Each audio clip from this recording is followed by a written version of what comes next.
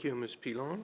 And next, on behalf of Concussion Legacy Foundation of Canada, Tim Fleiser, Executive Director. Welcome to the committee, sir. You have the floor. Good afternoon. My name is Tim Fleiser. I'm a retired athlete, having played professional football in the Canadian Football League for 10 seasons, while also playing soccer, hockey, and rugby in my youth. My 3 young boys play soccer and hockey. Today, I'm here as the founder and executive director of Concussion Legacy Foundation Canada. Avec nos organisations sœurs aux États-Unis, au Royaume-Uni, with our sister organizations in the US, the UK, and Australia, we are an organization that focuses on brain injuries with young people, military personnel, veterans, and athletes. In the CFL, I witnessed many of my teammates suffer multiple brain injuries. Tragically, this has led to several of them struggling with severe mental health issues. Some have even taken their own lives. Far too many of these athletes have been diagnosed with chronic traumatic encephalopathy, or CTE, after they passed. CTE is the only neurodegenerative disease that is completely preventable, and our mission at the Concussion Legacy Foundation is to eliminate CTE by preventing repeated hits to the head, whether on the job, in combat, or playing the sports we love. Prevention and education are at the heart of what we do, and we are committed to raising awareness around this issue every single day. Je concentrerai le reste de mes remarques sur le... I will focus the rest of my remarks on the subject at hand, Bill C-277.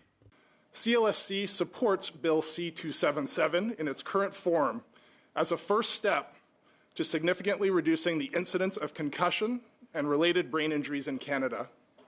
This legislation has the potential to protect young athletes, promote safer sports environments, and contribute to the long-term health and well-being of future generations. Il s'agit notamment...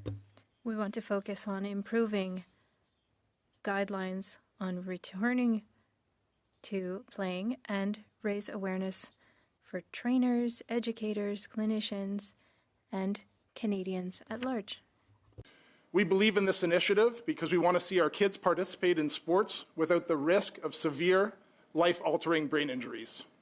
We want to help our Canadian Armed Forces service women and men who put their lives on the line to protect ours, return home to their loved ones with the health and dignity they deserve. We want to ensure that those suffering effects from multiple head impacts have access to the best possible treatments. CLFC is proud to partner with research groups, such as the Brain Health Imaging Center at CAMH. Dr. Neil Vazdev and his team are performing cutting-edge first-in-human trials to diagnose CTE in living patients. I was honored to be the very first scan for this groundbreaking study.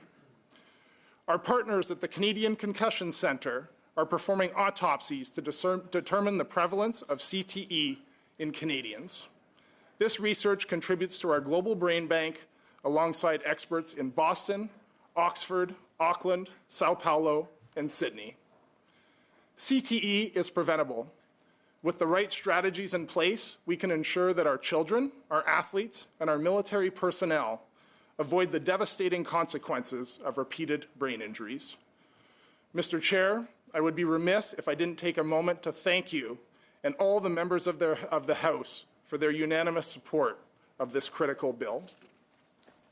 Like all of you, CLSC strongly supports Bill C-277, a pivotal piece of legislation that has the potential to enhance concussion safety through the implementation of a national strategy for brain injury prevention.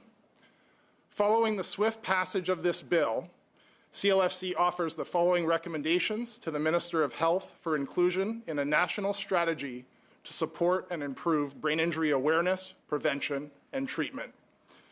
Number 1, implement age-specific regulations to prevent brain injuries in youth sports. Number 2, mandate brain injury education and awareness.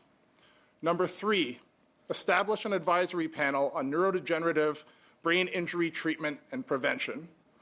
Number 4, monitor and evaluate policies using evidence-based methods. And number 5, implement the recommendations from this committee's 2019 report, Tackling the Problem Head-On sports-related concussions in Canada. We can make this national strategy a reality and have Canada lead the world in preventing, studying, and treating brain injuries. Thank you. Merci.